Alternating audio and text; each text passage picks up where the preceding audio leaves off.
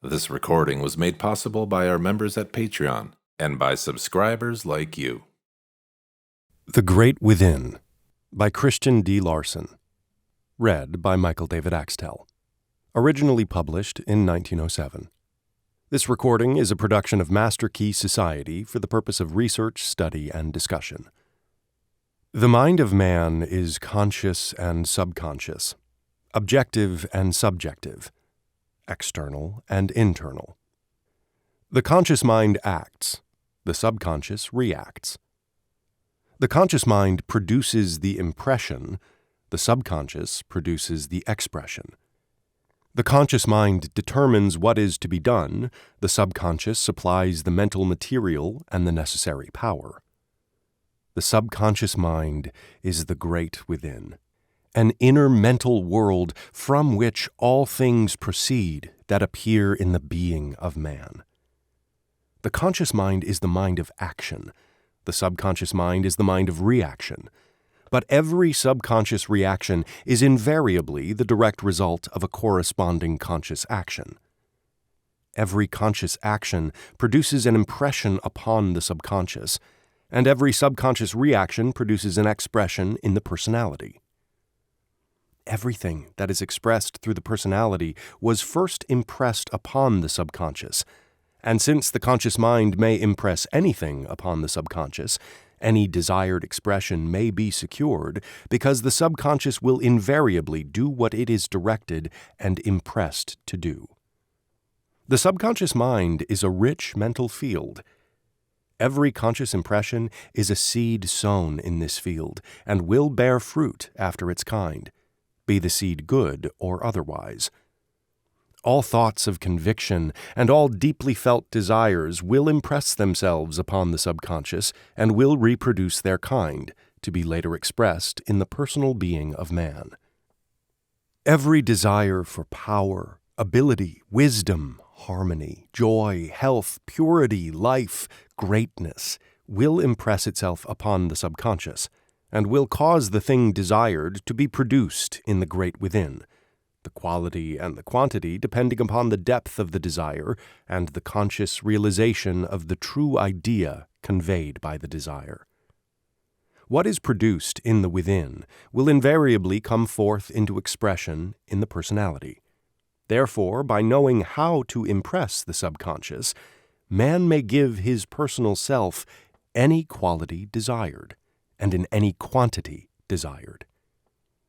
Personal power, physical health, mental brilliancy, remarkable ability, extraordinary talent, rare genius. These are attainments that the subconscious of every mind can readily produce and bring forth when properly directed and impressed. The subconscious mind obeys absolutely the desires of the conscious mind, and since the subconscious is limitless, it can do for man whatever he may desire to have done. What man may desire to become, that he can become, and the art of directing and impressing the subconscious is the secret. Unlimited possibilities do exist in the subconscious of every mind, and since these possibilities can all be developed, there is no end to the attainments and achievements of man. Nothing is impossible. The great within is limitless, the inexhaustible source of everything that may be required for the highest development and the greatest accomplishments in human life, and whatever we may direct the within to produce, the same will invariably be produced. To properly direct and impress the subconscious, the first essential is to realize that the subconscious mind is a finer mentality that permeates every fiber of the entire personality. Though the subconscious can be impressed most directly through the brain center, the volume of subconscious expression will increase in proportion to our conscious realization of subconscious life in every part of mind and body. To concentrate attention frequently upon the subconscious side of the entire personality will steadily awaken the great within. This will cause one to feel that a new and superior being is beginning to unfold, and with that feeling comes the conviction that unbounded power does exist in the deeper life of man. When the awakening of the subconscious is felt in every part of mind and body, one knows that anything may be attained and achieved. Doubts disappear absolutely, because to feel the limitless is to believe in the limitless.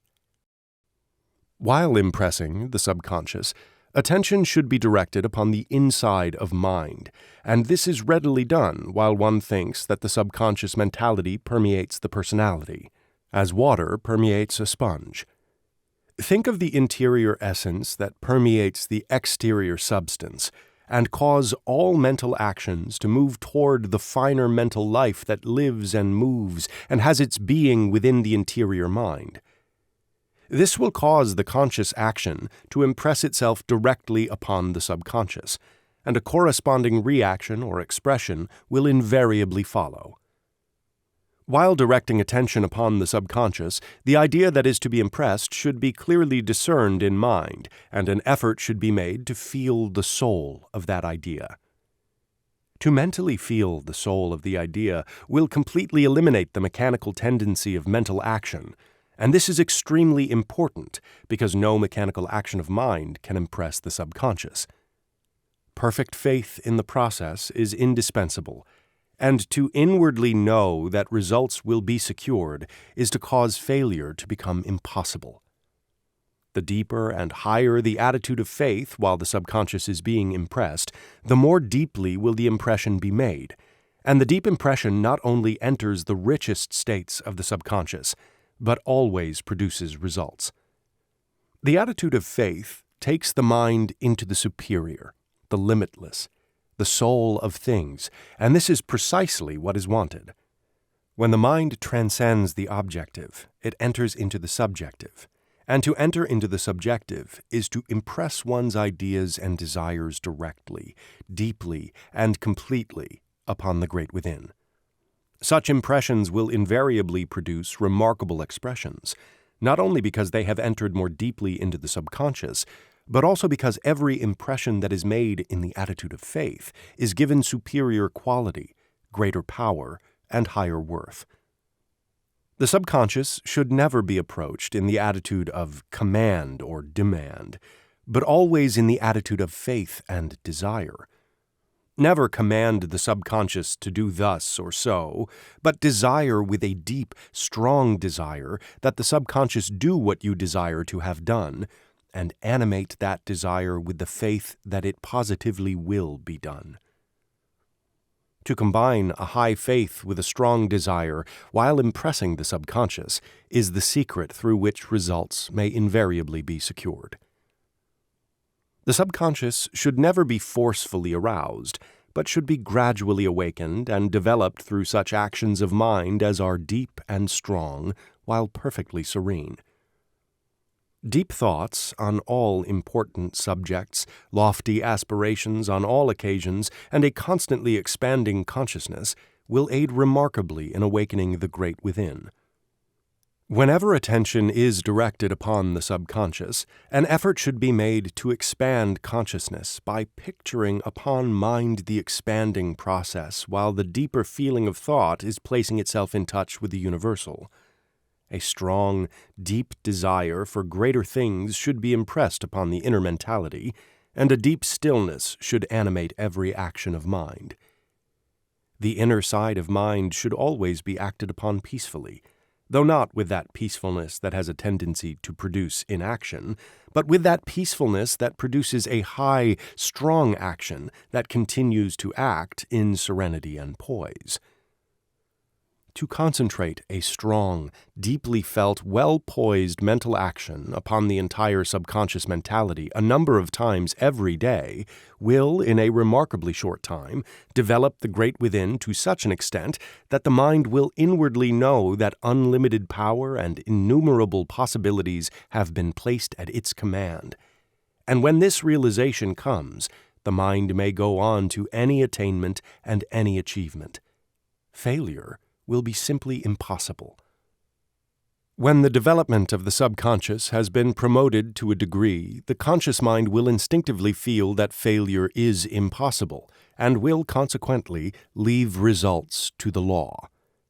There will be no anxiety about results, because to feel the presence of subconscious action is to know that results must follow when the subconscious is properly directed and impressed. Perfect faith in the law that the subconscious will invariably do whatever it is impressed to do will eliminate anxiety completely. And this is extremely important because the subconscious mind cannot proceed to do what it has been impressed to do so long as there is anxiety in the conscious mind. Provide the proper conditions, and the law will positively produce the desired results. And to inwardly know this is the first essential in providing the proper conditions. The subconscious mind is somewhat similar to the phonograph. Under certain conditions, it can record anything, and under certain other conditions, it can reproduce everything that has been recorded. There is this difference, however. The subconscious not only reproduces exactly what has been recorded, but will also form, create, develop, and express what mind may desire when the impression is being made. That is, the subconscious not only reproduces the seed itself, but as many more seeds as the original seed desired to reproduce, and also the exact degree of improvement in quality that was latent in the desire of the original seed or impression. The subconscious not only reproduces the mental idea contained in the impression, but also every essential that may be required to fulfill the desire of that impression. Through this law, the subconscious can find the answer to any question or work out any problem when properly impressed with an exact idea of what is wanted. The subconscious provides the essentials, but the conscious mind must apply those essentials before practical results may be secured.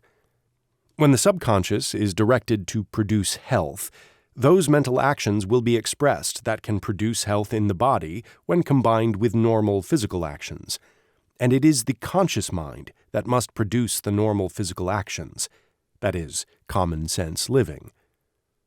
When the subconscious is directed to produce success, those elements, qualities, and powers will be expressed in mind and body that can, if consciously applied, produce success. That the subconscious can do anything is absolutely true, but it is true in this sense, that it can supply the power, the capacity, and the understanding to do anything. But the conscious mind must practically apply what the subconscious has brought forth into expression. The subconscious supplies the power and the mental elements, but these must be used by the conscious mind if the desired results are to be secured. Nothing comes ready-made from the subconscious, but it can give us the material from which we can make anything. The subconscious can give you the powers and qualities of genius, and if you apply practically and constantly those powers and qualities, you will become a genius.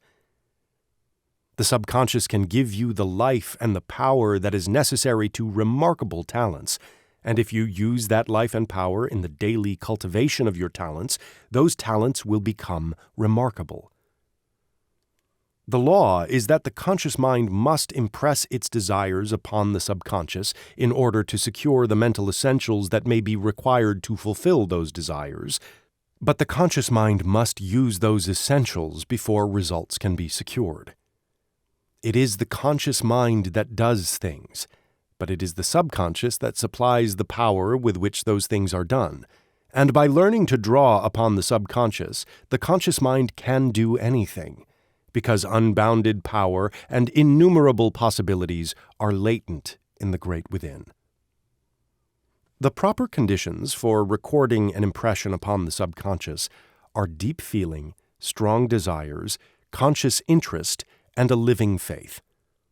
When these are blended harmoniously in the conscious actions of mind, the subconscious will be directed and impressed properly, and the desired response will invariably appear. The principal essential, however, is deep feeling. No idea or desire can enter the subconscious unless it is deeply felt, and every idea or desire that is deeply felt will enter the subconscious of itself, whether or not we desire to have it do so. It is through this law that man is affected by his environments, surroundings, and external conditions, because whenever he permits himself to be deeply impressed by that with which he may come in contact, those impressions will enter the subconscious. What enters the subconscious of any mind will become a part of that mind, and will to a degree affect the nature, the character, the quality, the thoughts, and the actions of that mind. When the subconscious is impressed by external conditions, the impressions will be like those conditions, and as like produces like, conditions will be produced in the subconscious that are exactly like those external conditions from which the impressions came. The individual, therefore, who permits his subconscious to be indiscriminately impressed by external conditions will think and act, more or less, as his environments may suggest. In many respects, his life will be controlled completely by those persons and things with which he may come in contact, while in nearly all other respects his life will be greatly modified by the presence of those persons and things. The mind that does not control its feelings may be subconsciously impressed by any external action, be that action good or otherwise, while the mind that can give deep feeling to any idea can impress any idea upon the subconscious. And as the whole of the individual life is determined by what the subconscious is directed or impressed to do, the former will become more or less like his environment, having control neither of himself nor his destiny. The latter, however, may become what he wants to become, and will master both himself and his destiny. No undesirable feeling should ever be permitted. No wrong idea should ever be given in thought, nor should one ever think seriously, feelingly, or sympathetically about wrong or evil in any shape or form. To think feelingly about wrong is to impress wrong upon the subconscious. It is to sow undesirable seeds in the garden of the mind, and a harvest of weeds, sickness, trouble, and want will be the result. Good thoughts, deeply felt, will bring health, happiness, harmony, peace, power, ability, and character. Wrong thoughts, deeply felt, will bring discord, depression, fear, sickness, weakness, and failure. To properly impress the subconscious at all times, it is therefore necessary to train the mind to think only of those things that one desires to realize and express in tangible life, and what one does not wish to meet in personal experience should never be given a single moment of thought. What we mentally feel, we invariably impress upon the subconscious, and there is a tendency to mentally feel every thought that is given prolonged or serious attention. To think about that which we do not want is to impress upon the subconscious what we do not wish to impress, and as every impression produces a corresponding expression, we will thereby receive the very things we desire to avoid. It is through this law that what we fear always comes upon us, because what we fear will impress itself upon the subconscious without fail. To fear disease, failure, or trouble is to sow seeds in the subconscious field that will bring forth a harvest of diseased conditions, troubled thoughts, confused mental states, and misdirected actions in mind and body. The more intense the fear, the deeper the subconscious impression, and the more we shall receive of that which we feared we should receive. Through the same law, we always receive what we continue to expect in the desire of the deep, strong faith. The more faith we have in the realization and attainment of that which has quality, superiority, and worth, the more deeply we impress the subconscious with those mental seeds that can and will bring forth the greater good that we desire. To have faith in the attainment of peace, harmony, health, power, ability, talent, and genius, while directing the subconscious to produce those things, is to cause those very things to be created within us in greater and greater measure.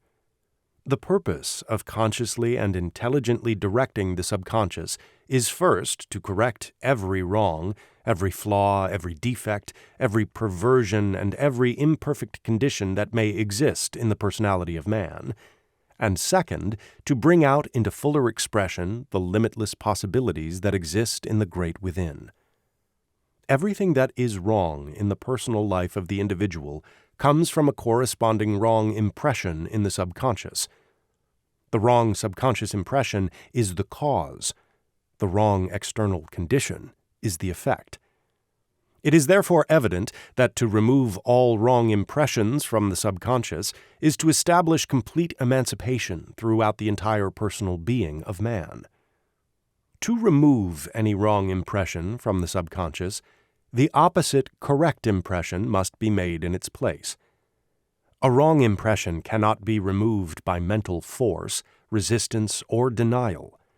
Produce the right impression, and the wrong impression will cease to exist. By training the mind to think only of that which is desired in actual realization and experience, and by deeply impressing all those thoughts and desires upon the subconscious, every undesirable impression will be removed.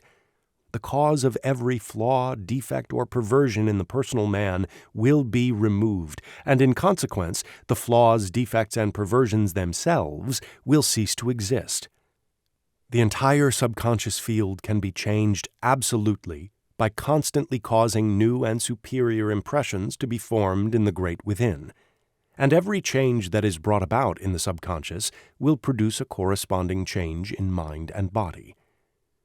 There is nothing adverse in the mentality or the personality of man that cannot be corrected by causing the correct impression to be formed in the subconscious. All wrongs, flaws, or defects, whether they be hereditary or personally produced, can be removed completely through the intelligent direction of the subconscious. Every impression that is properly made in the subconscious mind will produce a corresponding expression in the personality. That is the law, and it cannot fail. But the impression must be properly made. The subconscious does not respond to mere commands because it neither reasons nor discriminates. It does not obey what it is told to do, but what it is impressed to do. It is the idea that enters into the subconscious that determines subconscious action. But the idea must not simply be given to the subconscious, it must enter into the subconscious. The idea that predominates in mind while the subconscious is being directed is the idea that will be impressed. Therefore, negative desires will impress the subconscious to do the very opposite to what is desired by the desire.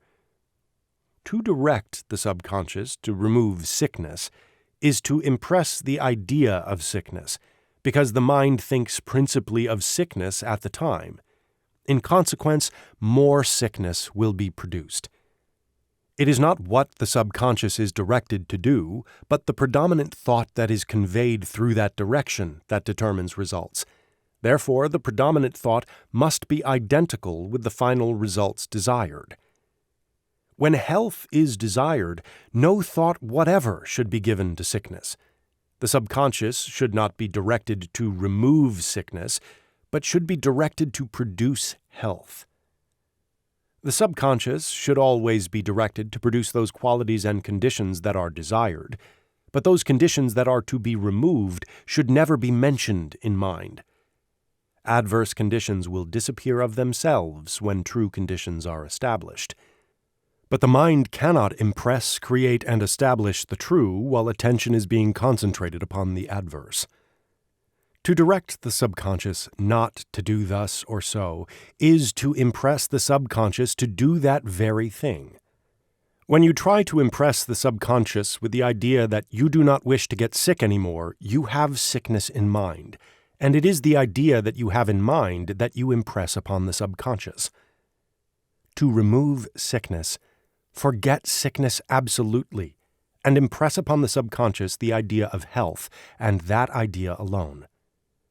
Desire health with all the power of mind, and fill both sides of mentality, conscious and subconscious, so completely with that desire that every thought of sickness is forgotten. A denial will impress upon the subconscious the nature and the power of the very thing that is denied. Therefore, to deny evil or resist evil is to produce causes in mind that will, in the coming days, produce more evil. To try to deny away adverse conditions is to continue in perpetual mental warfare with those very things that mind is trying to destroy. Temporary states of seeming freedom in some parts of the system will be followed regularly with outbreaks of adversity in other parts, while the subconscious cause of undesirable conditions in mind or body will not be removed. So long as we continue to resist or deny evil, we will think about evil, and so long as we think about evil, evil will be impressed upon the subconscious. And whatever we impress upon the subconscious, that the subconscious will reproduce and bring forth into the personal life. When we have a great undertaking that we wish to promote and desire to secure as much added power, ability, and capacity as possible from the great within, the subconscious should not be directed to prevent failure. To think of failure is to impress the subconscious with the idea of failure, and detrimental conditions that will confuse the mind and produce failure, will be expressed. All thought of failure should be eliminated, and the subconscious should be deeply impressed to produce success. The subconscious will respond by bringing forth the power, the capacity, the ability, the understanding, and the determination that can and will produce success. When properly directed, the subconscious mind can inspire the conscious mind to do the right thing at the right time, to take advantage of opportunities during the psychological moment, and to so deal with circumstances that all things will work together to promote the object in view. It is therefore evident that when the subconscious is trained to work in harmony with the objects and desires of the conscious mind, failure becomes impossible, and success in greater and greater measures may be secured by anyone. When trying to remove undesirable habits, tendencies, or desires, the mind should never think, "I shall not do this anymore," because through such a thought or statement, the habit in mind will be re-impressed upon the subconscious and will gain a deeper foothold in the system than it had before. The proper course to pursue is to forget completely what you desire to remove. Refuse to think of it. When tempted to think of the matter, turn attention upon the opposite qualities, desires, or tendencies. Should you fail to become sufficiently interested in those opposite desires to forget what you want to forget, look for the most interesting points of view connected with those desires. The mental effort employed in trying to find the most interesting point of view connected with those desires will cause the mind to become thoroughly interested in those desires, and will, consequently, forget those things that should be forgotten. While the mind is being interested in those desires that you wish to cultivate, they should be impressed upon the subconscious with all the depth of feeling that can possibly be aroused. These impressions should be repeated a number of times every day, and the new desires will soon take root in the subconscious. Every desire or tendency that takes root in the subconscious will begin to develop and express itself in the personal self, and will be felt throughout the personality. When the new desire is fully expressed, it will be thoroughly felt. And since no two desires of opposite nature can exist in the person at the same time, the old desires will disappear. The old tendencies and the old habits will have vanished completely. To impress upon the subconscious a strong desire for the better, the purer, and the superior is to cause the system to crave something better. The force of desire will be refined, the entire organism will be purified, and the wants of the personal self will become normal on a higher plane. All kinds of undesirable habits may be removed by constantly impressing upon the subconscious the idea of pure desire, and all tendencies to anger, hatred, and similar states may be removed by causing the qualities of love, kindness, justice, and sympathy to be more fully developed in the great within. To remove fear and worry, impress the subconscious as frequently as possible with the deep feeling of faith, gratitude, and mental sunshine. To have faith is to know that man has the power to perpetually increase the good, and that he may constantly press on to better things and greater things. To have faith is to be guided by superior mental lucidity, and thereby know how to select what is safe and secure. And he who knows that he is on the safe path, the ascending path, the endless path to better things and greater things, has eliminated fear absolutely. To live constantly in the spirit of gratitude is not only to remove worry, but the cause of worry. To be grateful for the good that is now coming into life is to open the way for the coming of greater good. This is the law, and he who is daily receiving the greater good has no cause for worry. He will even forget that worry ever had a place in his mind. To constantly impress the subconscious with mental sunshine is to establish the tendency to live on the bright side, the sunny side. And to live on the bright side is to increase your own brightness. Your mind will become more brilliant, your thinking will have more lucidity and clearness, your nature will have more sweetness, your personality will be in more perfect harmony with everything. Your life will be better, your work will be better, everything will be better. Therefore, by living on the bright side, all things will steadily become better and brighter for you. When all is dark and everything seems to go wrong, arouse all your energies for the purpose of impressing and directing the subconscious to produce the change you desire. Give the deepest possible feeling to those impressions, and have stronger faith than you ever had before. Continue persistently until the great within begins to respond. You will then feel from within how to act, and you will be given the power to do what you feel you should do. Ere long, things will take a turn. The threatened calamity will be avoided by the coming forth of that power within that is greater than all adversities, all troubles, all wrongs. And instead, this power, having been awakened, will proceed to create a better future than you ever knew before. While the subconscious is being impressed, no thought whatever should be given to limitation, and no comparisons should be made with other persons or previous attainments. To think that you wish to do better today than you did yesterday is to give the subconscious two unrelated ideas upon which to act: the idea of the lesser achievement of the past and the idea of the greater achievement of the future. The subconscious will try to reproduce them both, but as they are antagonistic, they will neutralize each other, and there will be no results. The greater and the lesser cannot be produced by the same force at the same time.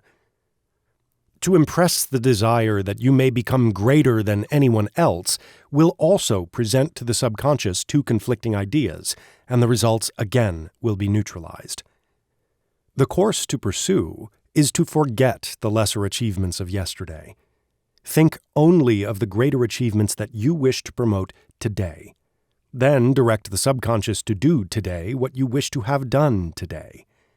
This will cause the great within to give all its power and attention to the one idea, the greater achievement of today, and the greater achievement will positively follow. Know what you desire to become. Resolve to become what you desire to become, whether others have reached those heights or not. Forget the lesser heights that others have reached, and give your whole mind and soul to the greater heights that you have resolved to reach. You can become what you desire to become.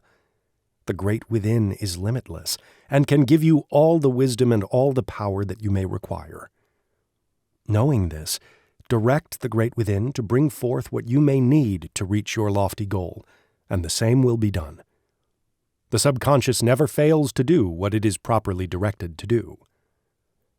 While impressing the subconscious, think of the perfect in regard to quality, and the limitless in regard to quantity. Never specify any exact amount, nor any special degree. Always desire the limitless and the perfect. Desire nothing less, and animate consciousness with a strong desire to expand constantly during the process, so that the highest quality and the greatest quantity possible may be realized. Desire the fullest possible expression in the great eternal now. Realize that your own inherent powers and capabilities are limitless, and impress that idea upon the subconscious. Give no thought whatever to the lesser attainments in your own life or in the lives of others, but keep your mental eye single upon what you wish to become, knowing that you can become what you wish to become because there are no limitations in the great within. When the subconscious begins to respond, a distinct sensation is frequently felt of some interior power working through you. This means that greater power from within is being awakened, and the outer mind should give full right of way so that a complete expression may be secured. That is, the conscious mind should become quiet, serene, and thoroughly receptive, and should forget the personal self for the time. When the personal self is forgotten, and the greater interior self is given full possession of both the mentality and the personality, it is then that one's greatest work is done. It is then that real ability, real talent, and real genius can appear in tangible life and action.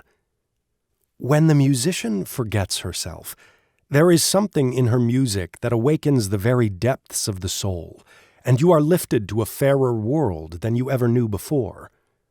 When the artist forgets himself, his pictures are given immortal life, and every touch reveals a universe of indescribable beauty. When the orator forgets himself, he speaks as one having authority, and you inwardly feel that every word is true.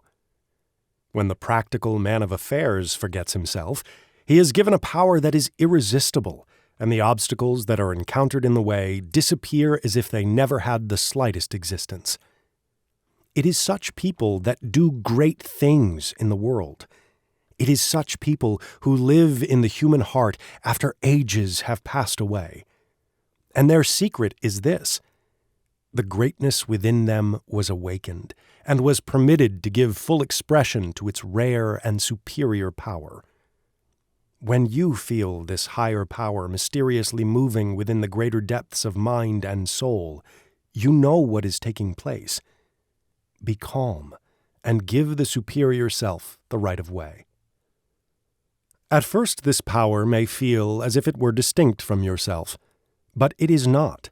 It is your own superior power, the coming forth of your own limitless power, the very power that you have for some time been directing the subconscious to produce. And when you feel that it is your own, it is placed in your full conscious possession and will do whatever you may desire or direct. To inwardly feel that the entire within is your own is extremely important, because the more completely the conscious mind is united with the power of the subconscious, the more perfectly can the conscious mind impress the subconscious, and the more thoroughly can the greater power of the subconscious express itself in external, tangible action. When you are about to do something that demands the best that is within you, impress the subconscious for higher power. Then wait a few moments for this power to appear, and when it does appear, let the outer self obey. The great within has come forth to do your work, and no power in existence can do it better. To enter into full conscious possession of the higher power from within, and to give full right of way to this power, is to give your objective talents and faculties the greatest power and the best power at your command. To impress the subconscious for more power, it is necessary to give to that impression all the power that mind is conscious of now. In other words, the seed that is already at hand should be placed in rich soil. The power that is now active in the conscious mind should be caused to act upon the subconscious. There will be increase. And by re-impressing the added power upon the subconscious every time added power is gained, this increase will become perpetual. To proceed, concentrate attention upon the subconscious side of the entire personality, and desire gently but with deep feeling to draw all the present active energies of the system into the subconscious. The more energy that is drawn into the subconscious during this process, the more power will be impressed upon the subconscious, and the more power that is impressed upon the subconscious, the more power will be expressed from the subconscious. The law is that whatever power is impressed upon the subconscious will return to the outer personality with added power, just as every seed sown in rich soil will reproduce itself 10, 20, 60, and even 100-fold. Therefore, to daily arouse all the power that we personally possess, and to impress all of that power upon the subconscious, is to increase perpetually the quantity of personal power. and the quality of that power can be steadily improved by transmuting and refining all the present forces of the system before they are impressed upon the subconscious. Before the conscious mind begins to act upon the subconscious, all thought and all feeling should be elevated into the highest states of quality, worth, and superiority that can possibly be realized. This will cause the impression to be superior, and a superior impression will produce a superior expression. That which is common, ordinary, or inferior should never be held in mind, nor deeply felt for a moment, because to feel the ordinary is to impress the ordinary upon the subconscious. It is sowing inferior seed, and the harvest will be cheap, common, worthless. No person should ever think of himself as inferior, or permit himself to recognize the imperfect in his nature. To recognize or feel the imperfect is to sow more seeds of imperfection, and reap another harvest that is not worthwhile. There is a superior nature within man. This nature alone should be recognized and felt. Only those thoughts and ideas that are formed in the exact likeness of the superior should be impressed upon the subconscious, and the subconscious will respond by giving superiority to the entire mentality and the entire personality. The average person fails to improve because he lives mainly in the consciousness of his imperfections. He feels that he is ordinary and constantly impresses the subconscious with this feeling of the ordinary. The subconscious naturally responds by producing the ordinary, both in mind and body. That person, however, who lives in the ideal, who thinks constantly of the greater worth that is within him, and who tries to feel and realize his superior nature, will give quality to every impression that may enter the subconscious, and according to the law of action and reaction, will steadily develop greater quality and worth throughout his entire nature. The quality of the impression that is given to the subconscious always corresponds with the degree of quality of which we are conscious at the time the impression is made. To refine, elevate, and enrich all thought and feeling before the conscious mind begins to act upon the subconscious is therefore of the highest importance. The more quality that is given to the power that is being developed, the greater the results that may be secured through the application of that power.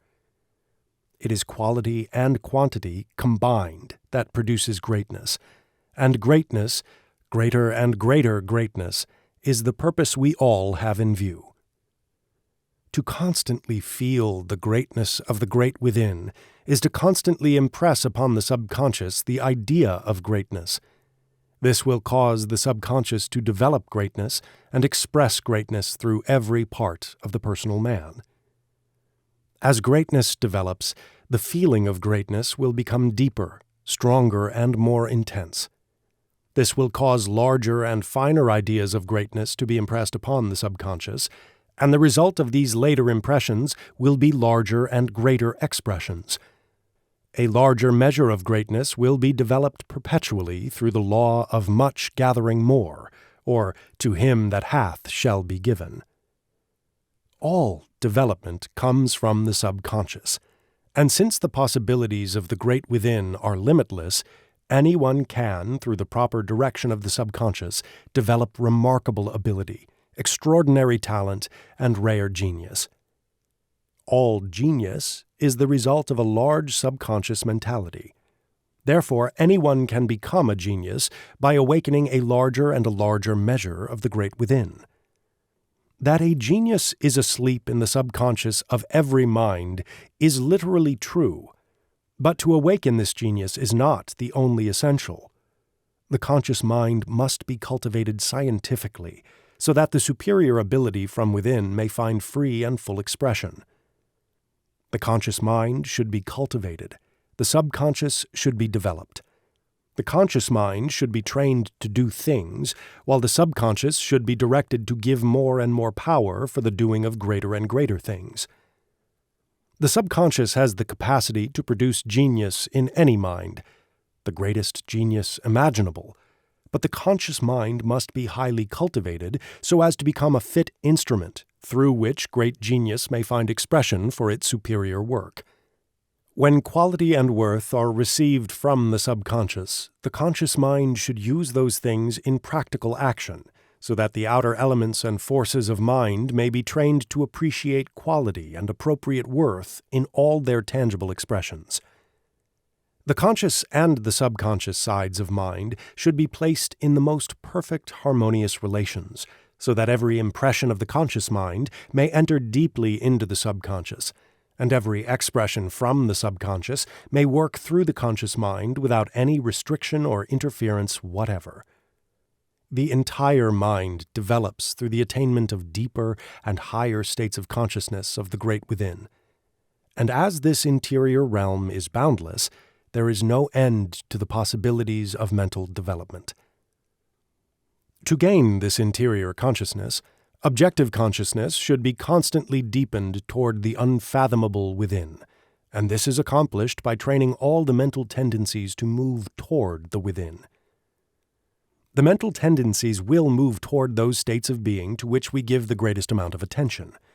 Therefore, by constantly thinking with deep feeling of the great within, all the mental tendencies will move toward and into the great within, and will carry into the subconscious every idea, thought, or desire that the subconscious mind may wish to realize and fulfill.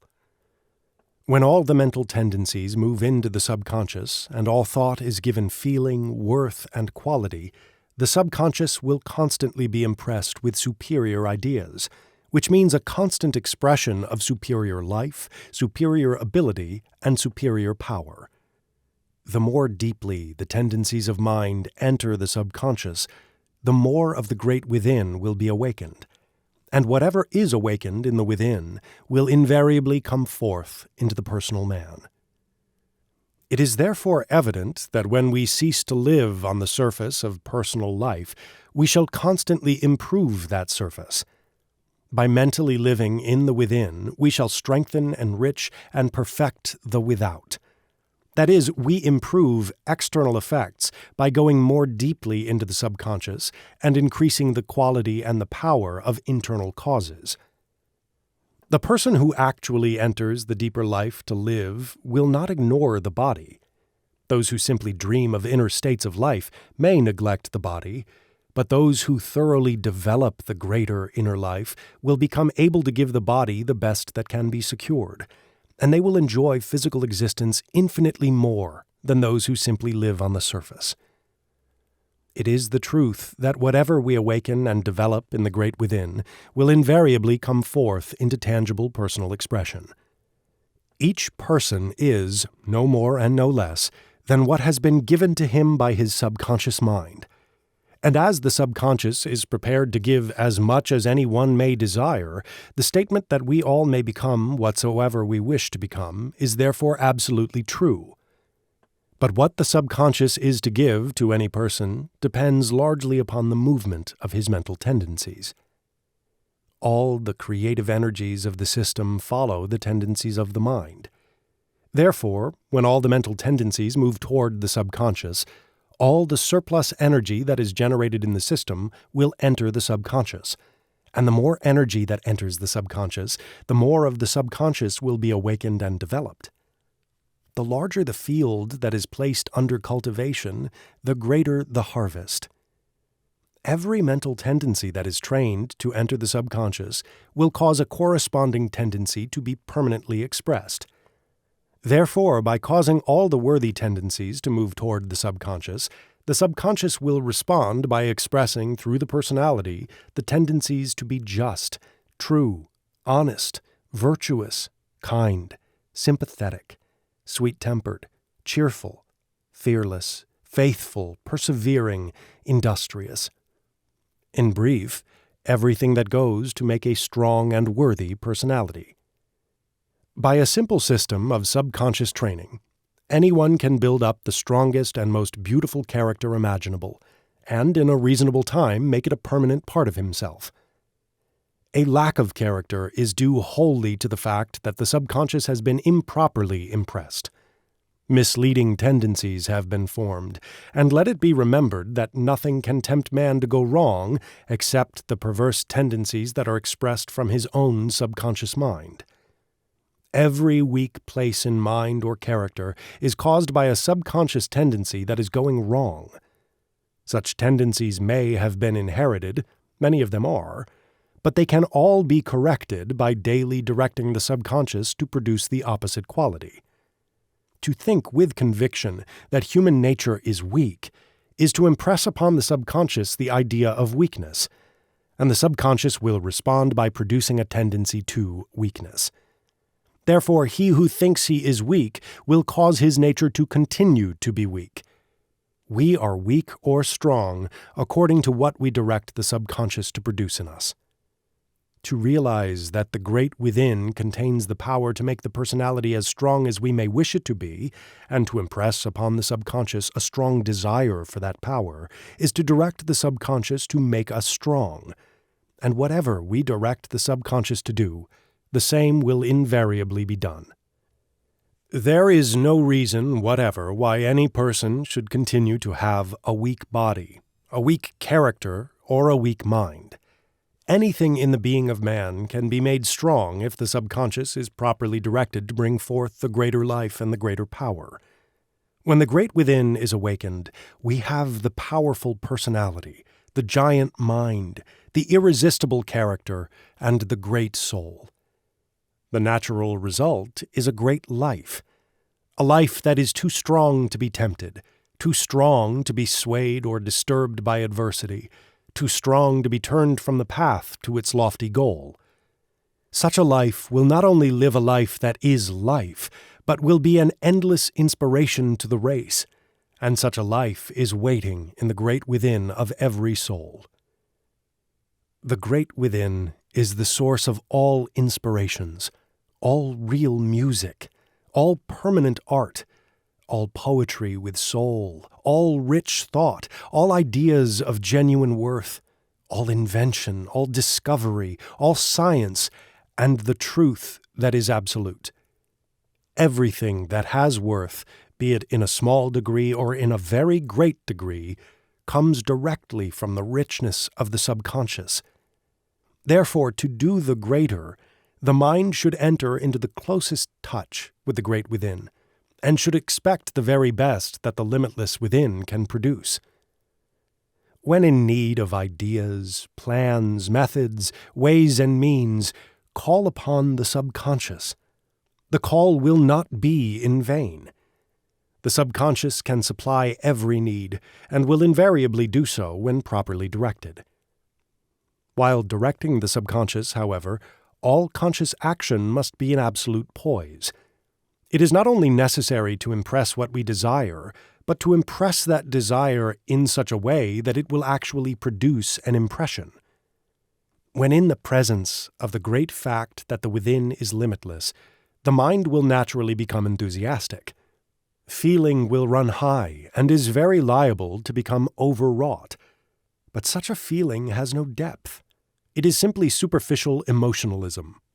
It will waste any amount of energy, but will never produce a single impression upon the subconscious. To impress the subconscious, the mind must be calm. The entire personality must be in poise, and this feeling of poise must have that great depth that touches the very soul of life itself. Not the slightest trace of emotional enthusiasm must be permitted, nor must feeling run toward the surface at any time. The actions of mind, especially those of feeling, must move toward the great within, if the subconscious is to be reached. There must be no anxiety connected with the desire to impress the subconscious, and every form of doubt must be eliminated completely. To properly impress the subconscious, faithful application is necessary. Also, constant practice, and a perseverance that will not give up. But the prize is worthy of the effort. To realize that the subconscious can and will do anything when properly impressed is to persevere until the proper impression has been made, and it is those who work in this realization that secure the marvelous results. To eliminate the tendency to feel emotional while acting upon the subconscious, cultivate the substantial feeling. Train yourself to feel substantial at all times, and wild, empty, overwrought feelings will entirely disappear.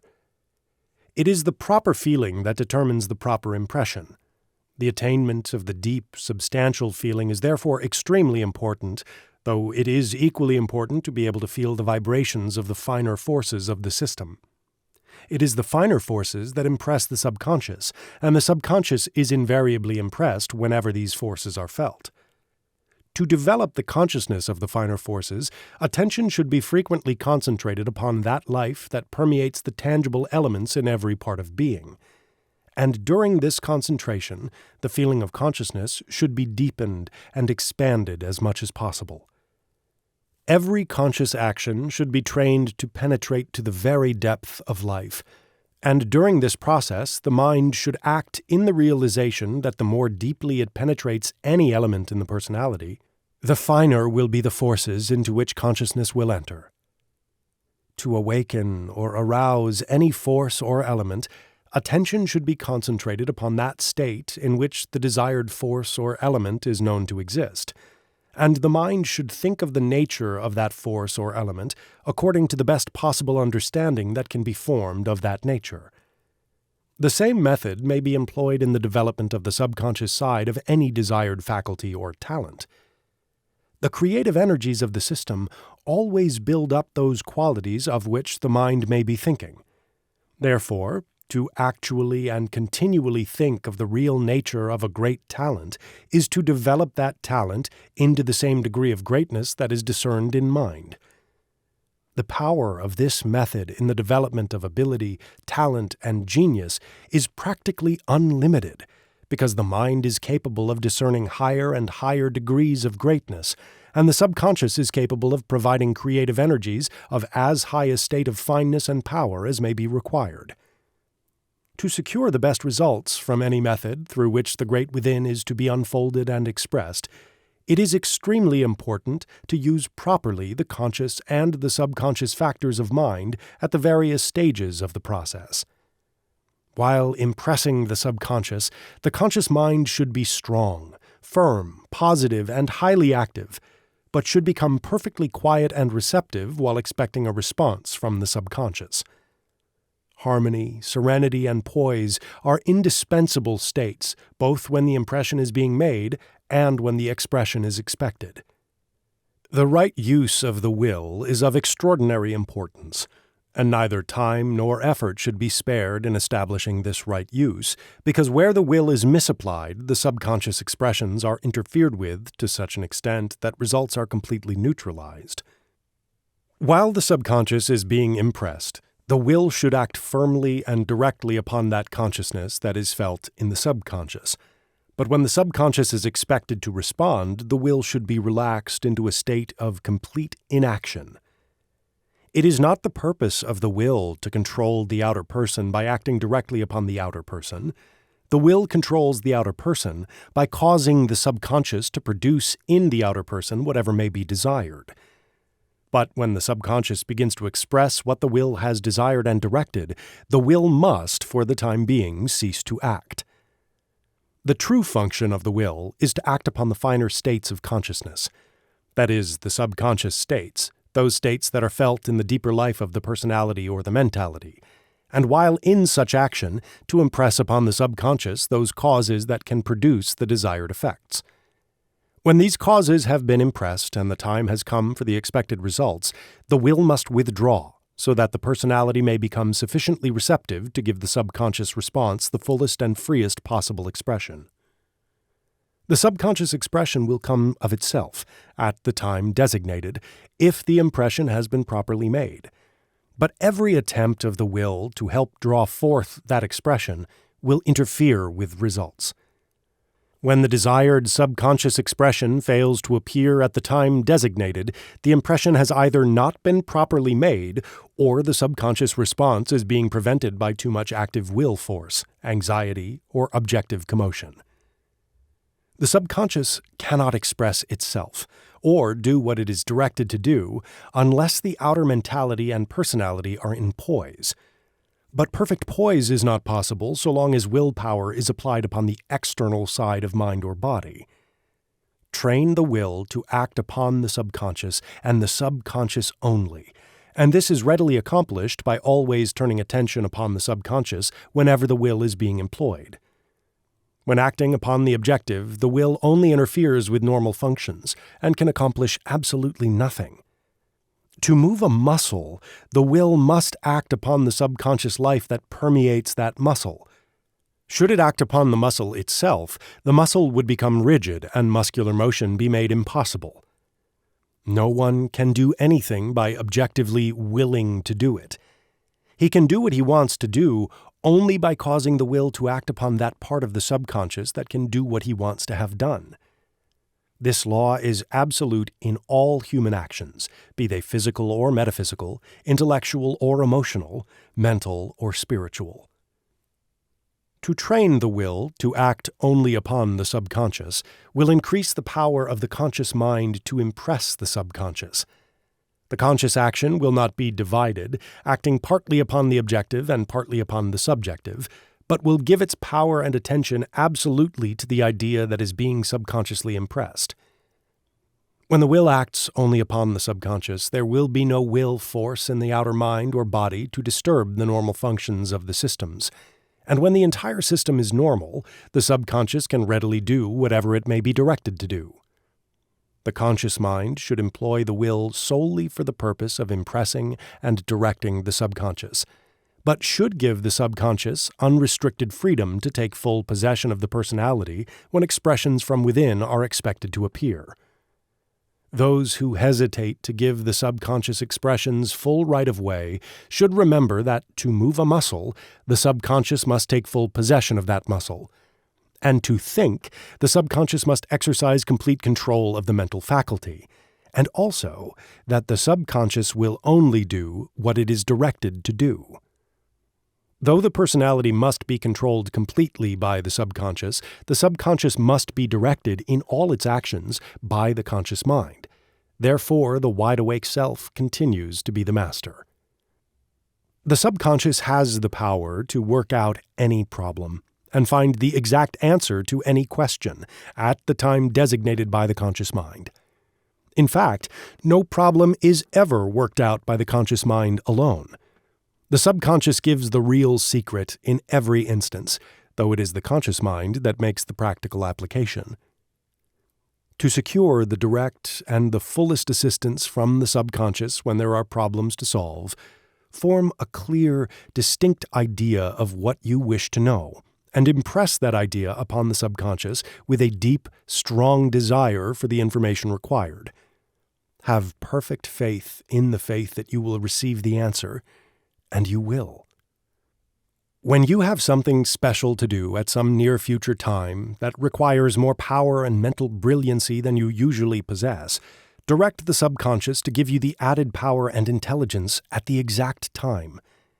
The subconscious is exact as to time, and will produce, at the time desired, as much power and intelligence as you felt you needed for the special work when the impression was made. To simply impress upon the subconscious a desire for more power is not sufficient. The impression must contain a clear idea of how much power is required and what the added power is expected to do. While the subconscious is being impressed for more power, the mind must try to discern and feel the life of more power. And the amount of power that is discerned while the impression is being made, the subconscious will express at the time fixed for the expression. Whenever an impression is made upon the subconscious, the conscious mind should try to gain the very highest and the very largest conception possible of the idea that is being impressed. And the more clearly the conscious mind discerns the largeness, the worth, and the superiority of that idea, the larger, the worthier, and the more superior will be the corresponding expression brought forth from the within. When the conscious mind can see clearly the amount of power and mental brilliancy required for the special future action, and impresses that idea upon the subconscious with the deepest and the strongest desire for its realization, the impression thus made will call for the exact amount of power and intelligence required. And whatever the impression calls for, the subconscious will supply. The law is this: that the subconscious will respond with the exact quality and the exact quantity that you were conscious of, or that you can mentally discern and feel at the time the impression is being made. It is, therefore, extremely important to elevate the conscious mind into the largest and the most superior states of thought and feeling possible before an effort is made to impress the subconscious. In fact, this is the real secret in directing the subconscious to express a larger quantity and a higher quality than we ever received in tangible life before. To live constantly in the deep interior feeling of greater power, greater intelligence, greater personal worth, and greater mental brilliancy is to constantly call upon the subconscious to produce these things in larger and larger measure. And the subconscious will invariably do whatever it is called upon to do. Though we should not live in the future, in the sense that the mind dwells wholly in the thought of the future, nevertheless, we should always plan ahead. Place your future plans in the hands of the subconscious. Impress upon the subconscious what you wish to have done tomorrow, next week, next month, or even next year. Then direct the great within to work out the best plans and the best methods possible, and to give your faculties the understanding and the power to carry out those plans to the most successful termination. When there is something upon which you cannot decide, inform the subconscious that a definite decision is desired at such and such a time. Impress clearly and deeply the facts on all sides concerned, and know that the great within can give the desired decision at the time stated. When this time comes, you will receive your answer through the feeling of a strong, irresistible desire to take one particular course, and that alone. While the answer is being expected, no anxiety should be felt, even though the last minute should arrive before anything definite appears. The mind that continues in serenity and faith will receive the right answer before it is too late. But the anxious mind will, through the confusion produced by the anxiety, prevent the subconscious from giving expression to the desired information. When two antagonistic decisions appear at the time fixed, the subconscious expression has not been given full right of way. One of these decisions will be of the conscious mind, who judges according to appearances. The other will be of the subconscious, who judges according to facts. But which is which may seem difficult to discern. The decision of the conscious mind may sometimes be the stronger, but at other times the weaker. One's strongest feelings, therefore, at such times will not prove to be safe guidance. To re-impress the subconscious for an immediate and a definite decision is the proper course to pursue under such circumstances. And if the conscious mind is kept quiet in faith, the true answer will shortly appear. You will then feel a strong desire to take but one course, and will lose all desire to even think about the other, because when the subconscious action is given full and free expression, everything that is antagonistic to that expression will cease to exist.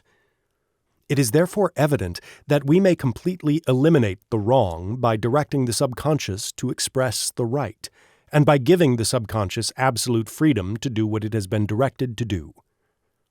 The subconscious should be called upon to give direct assistance in everything, even in the most insignificant of everyday affairs. This practice will not only cause all things to be done better and better constantly, but the conscious mind will be more thoroughly trained to impress the subconscious for anything desired, and the subconscious mentality will be perpetually enlarged along all lines. To enlarge the subconscious mentality in every phase of interior action is to awaken a larger measure of the great within, and the more of the within that is awakened, the greater will man become. For these reasons, the subconscious should be called upon for superior aid before anything, even the least, is undertaken. Everything that is worth doing should be done better than before, and the subconscious can provide the power. Impressions of this nature should be made a few hours in advance, or, when possible, a few days in advance. Though the subconscious can respond upon a moment's notice, its superior power should therefore be sought upon every occasion. In the commercial world, no one should ever attempt to decide upon important transactions before directing the subconscious to inspire the mind with the highest insight, the keenest judgment, and the broadest understanding. And no great enterprise should be undertaken before directing the subconscious to work out the best possible plans and methods.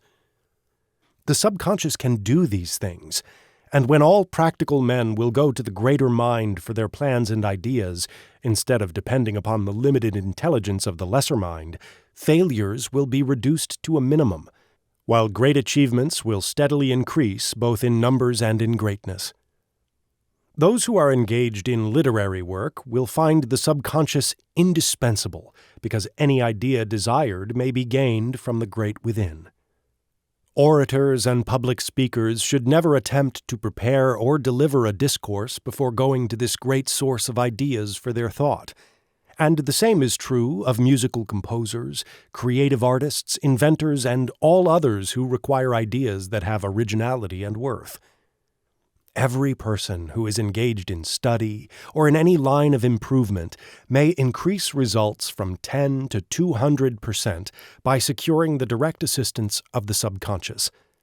And as all advancement and promotion in life comes directly from the improvement of self, the fact that the subconscious can supply any amount of ability, capacity, and power becomes extremely important. All memory is subconscious. Therefore, whatever one desires to remember should be deeply impressed upon the subconscious at the time the fact or idea is received. And the subconscious may be directed to bring back to mind these facts and ideas whenever their recollection is desired. Through this simple process, memory can be developed and cultivated to a remarkable degree, and the power to recall anything at any time will become practically perfect. The subconscious can be trained to keep the conscious mind clear and active, and all sluggishness or obtuseness can be completely eliminated from every faculty. This will enable the student to learn with far greater rapidity, and every mental effort will be conducive to growth. To produce these results, the subconscious should, several times every day, be directed to express continuous clearness, mental lucidity, and a high, well-poised mental activity. While producing that impression, picture in the conscious mind the same clearness and action that you desire the subconscious to express. To picture perfect lucidity and to feel high activity in the conscious mind for a few moments while the subconscious is being impressed will cause the subconscious to express that same clearness and activity for several hours. And when the impression contains a deep desire for greater clearness and activity than the conscious mind can discern, the greater clearness and activity will be expressed. It is a well-known fact that nearly all great minds, and also most minds that are trying to develop greatness, have moods when they can do most excellent work, but when they are not in those moods, little or nothing of worth can be accomplished. To such minds, the ability to create the right moods or mental states whenever desired would be of exceptional value, and by properly directing the subconscious, it may readily be accomplished. Form in the conscious mind a very clear idea of the mood or mental state in which you can do your best work, and impress that idea upon the subconscious with a strong desire for the continuous realization of the desired state. Repeat the impression several times every day and early evening before going to sleep. Perseverance will produce the most remarkable results. While engaged in any particular study, impress frequently upon the subconscious the real nature of that study, and direct the subconscious to express all the essentials that may be necessary to thoroughly understand and master that study. Expect superior intelligence from within, and make the best possible use of that intelligence as it is being received. Thus, the conscious mind and the subconscious will work together for the promotion of the highest conceivable attainments. To promote advancement in one's vocation, better plans and methods will constantly be in demand, and by directing the subconscious to work them out, these may be secured as required. In addition, the necessary power and ability to practically apply those methods may also be secured if the subconscious is called upon to supply them. It is the truth that whatever the subconscious is properly impressed and directed to do, it positively will do. To promote the highest development of mind and soul, a sunny disposition is indispensable.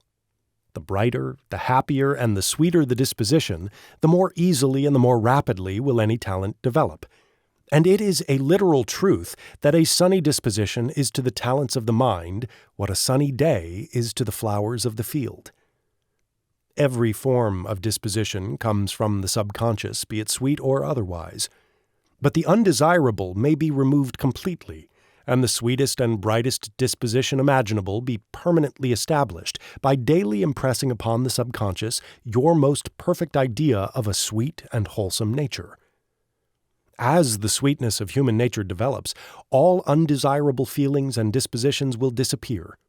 No thought, therefore, should be given to the elimination of perverse characteristics, but the whole of attention should be concentrated upon the development of the wholesome, the sweet, and the beautiful. When there is a tendency to feel out of sorts, turn attention upon the finer side of your nature, the subconscious, and think deeply, strongly, and feelingly of joy, brightness, kindness, amiableness, cheerfulness, sweetness, and loveliness. Try to enter into the very life of those states and feel that your entire nature is being recreated in the image and likeness of all that is sweet and beautiful. To permit yourself to feel surly whenever there is a tendency to feel that way is to impress the subconscious with such a state of mind, and the subconscious will respond by giving your nature a stronger tendency to feel surly and out of sorts at the least provocation. The first indication of ill feeling in any shape or form should be counteracted at once by immediately directing the subconscious to give expression to the sweet, the wholesome, and the beautiful.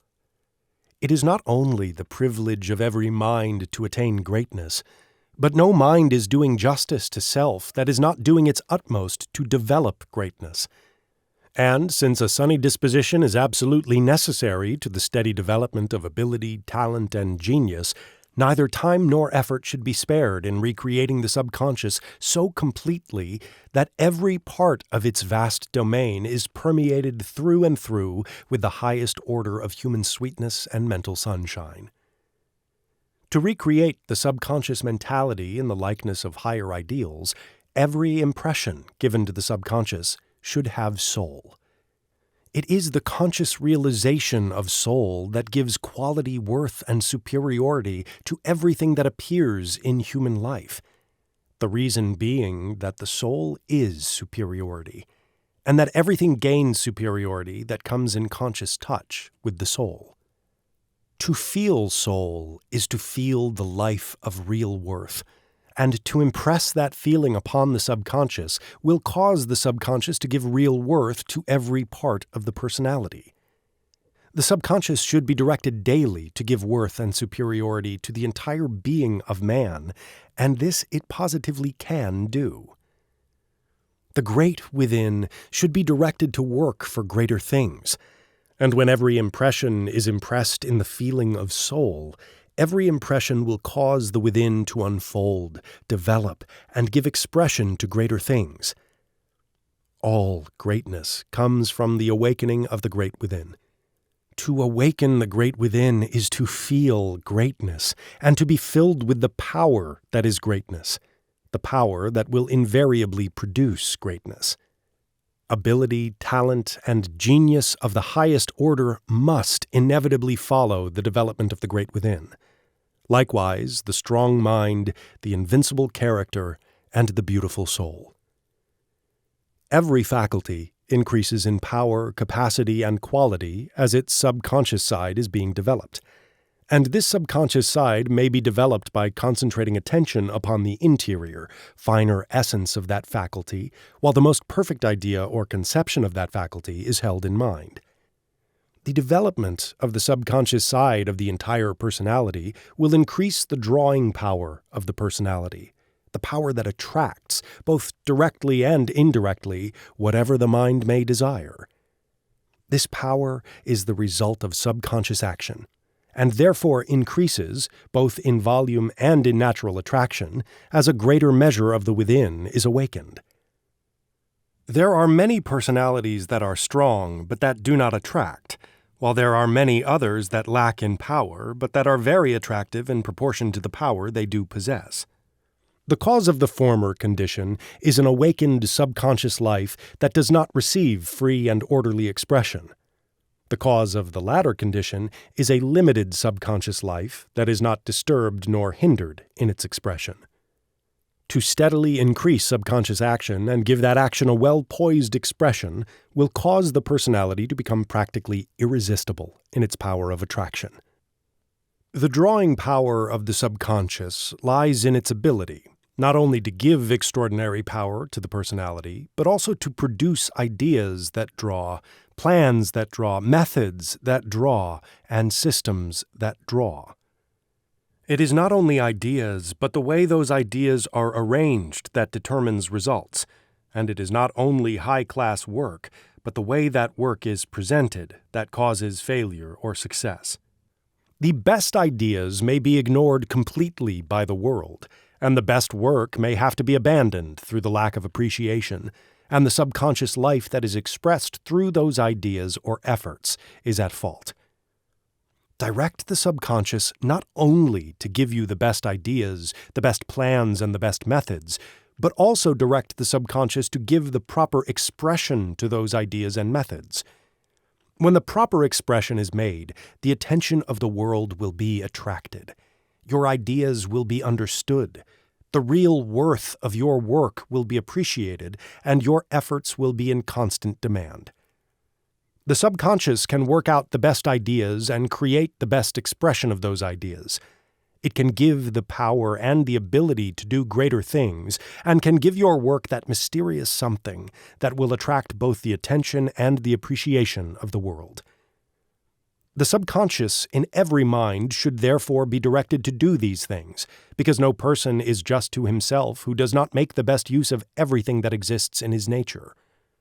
The subconscious, when so directed, will give a natural drawing power to all the finer thought currents. These in turn will convey the same qualities to every part of the mentality and the personality. This will cause everything that man is, and everything that he does, to be stamped with that something that attracts attention and commands appreciation. His desires will consequently become irresistible. The desires of such a mind will have the power to create their own way to their own goal, no matter how lofty that goal may be. The power of the subconscious is limitless. Therefore, nothing becomes impossible when we awaken the great within. All desires should be made subconscious, and when those desires are constantly expressed with the deepest feeling and the strongest desire that can possibly be aroused, you will positively receive what you want. If it fails to come through one channel, it will come through another, but come it will, because the subconscious has the power to do whatever it is directed to do. To subconsciously desire something is to make yourself strong enough and able enough to command, create, or attract that something.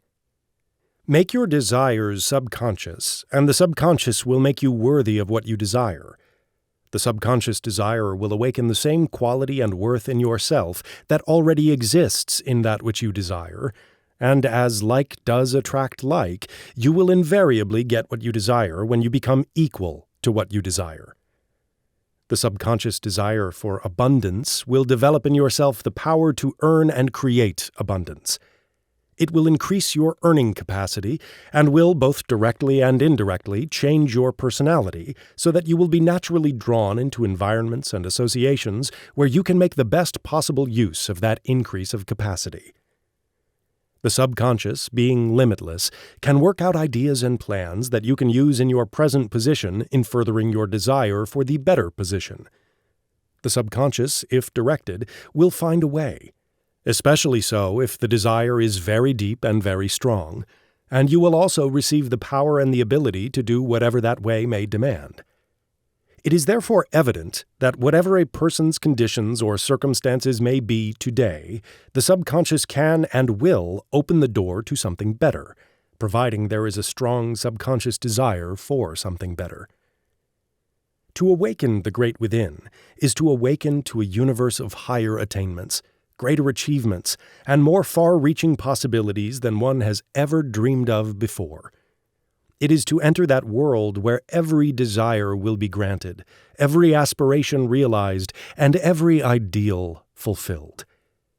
To promote this awakening, direct the subconscious to give its best to every thought and every action. And when this best has been received, direct the subconscious to produce something still better. It can. The subconscious can do whatever we may wish to have done. Every condition that appears in the body, be it favorable or otherwise, comes either directly or indirectly from the subconscious. That is, it may be the direct effect of a corresponding subconscious cause, or it may be the effect of external causes that were permitted to act upon the body because the true subconscious expression was absent. No external cause can produce disease in the body so long as the subconscious is giving a full expression to perfect health.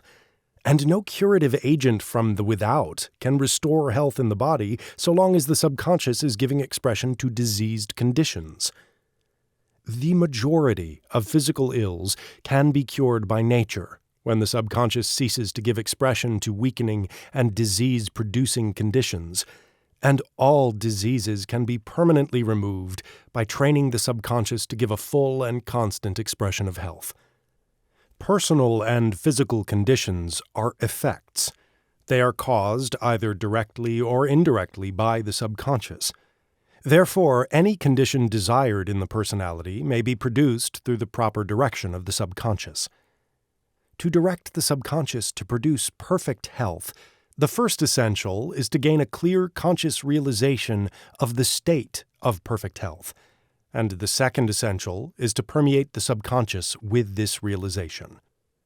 The subconscious mind is a deeper and a finer state of mental life that exists within every atom of the human system.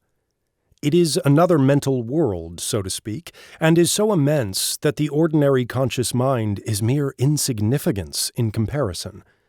But it obeys perfectly the directions of the conscious mind, and having limitless power in every part of the body, can readily banish any disease when properly directed to do so. To impress the subconscious, attention should be concentrated upon this superior mental world, and all thought should be gradually refined until one can feel that the conscious thought has been completely transformed into the spiritual fineness of the subconscious thought. The subconscious may be reached most directly by concentrating upon the brain center, though attention must not be fixed upon the physical brain, but upon that finer mental life that permeates the physical brain. All general directions given to the subconscious should be given through the brain center, but for the curing of physical ailments, attention should be concentrated upon the subconscious mentality that permeates the organ, muscle, or nerve where the ailment is located. To impress the conscious realization of health upon the subconscious life of any part of the body will cause the subconscious to bring forth into that part of the body the same condition of health which the conscious mind realized while the impression was being made. It is, therefore, necessary to attain the very highest possible conscious understanding of the real state of perfect health before the subconscious is directed to produce health.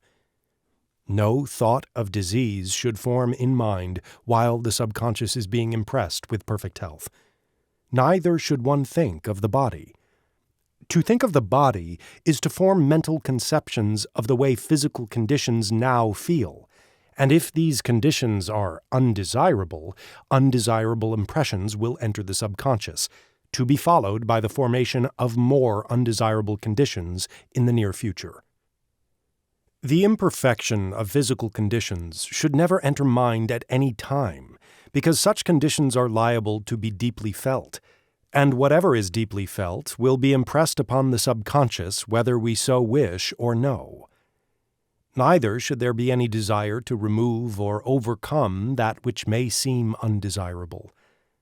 To desire to remove the wrong is to deeply think about the wrong, because all desires tend to deepen the actions of thought, and to deeply think about the wrong is to impress the wrong upon the subconscious. It is sowing weeds in the fields of the mind, and the harvest will be accordingly. All thoughts should be animated with the consciousness of that perfection in health and wholeness that we desire to realize in expression, and all feeling should be trained to feel the health, the life, and the harmony that the subconscious is being directed to produce. To consciously live through and through the finer subconscious mentality for a few moments, several times every day, and deeply impress one's most perfect realization of health upon the entire subconscious mentality will cause the subconscious to give a full and constant expression of health. The result will be perpetual health, without a moment of any form of sickness at any time.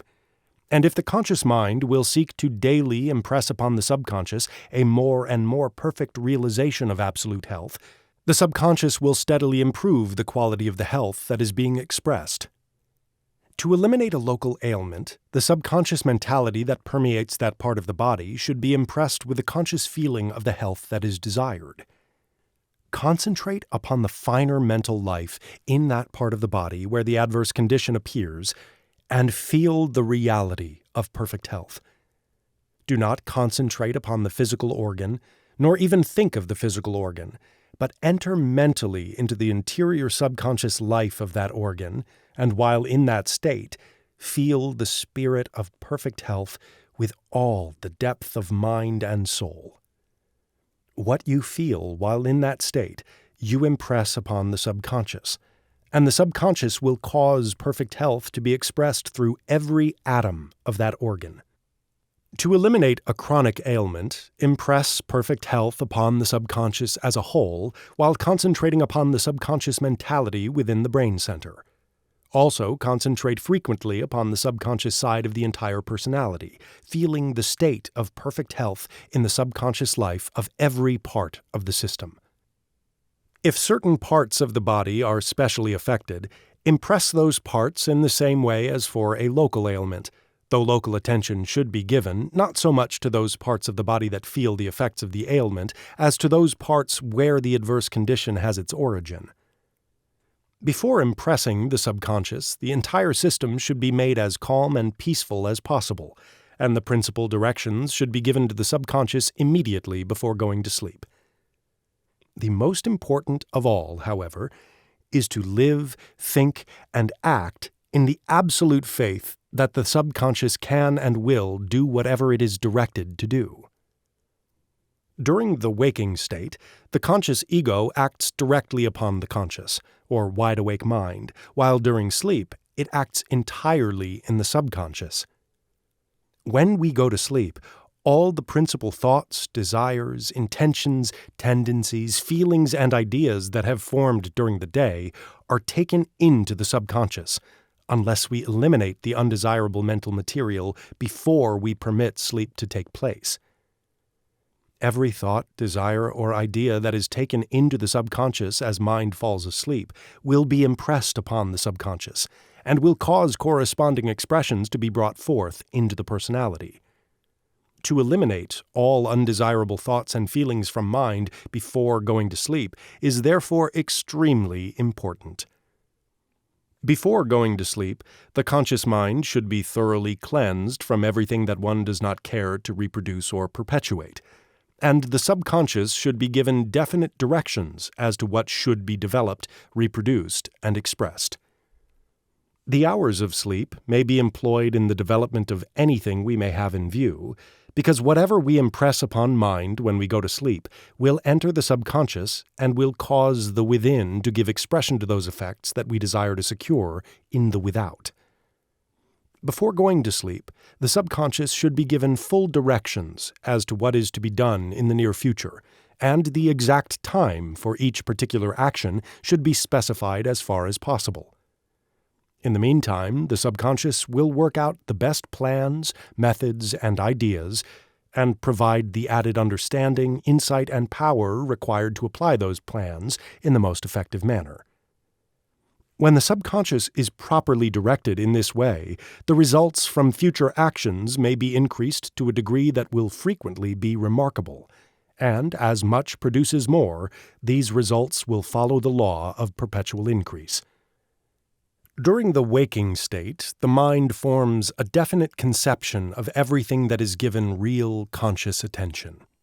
These conceptions individualize themselves into ideas, and as mind goes to sleep, all those ideas are taken into the subconscious. Therefore, what the subconscious is given to work out and develop during sleep will depend upon what we think about during the day, and what we give the subconscious to develop and express will determine what character, mentality, and personality are to be. The subconscious makes us what we are, in every respect. But what the subconscious is to make will depend upon what our thoughts, feelings, and desires may direct. The more we think during the day, providing our thought has quality, the more good seeds we shall place in the garden of the mind during sleep, and the greater will be the quality and the quantity of the coming harvest.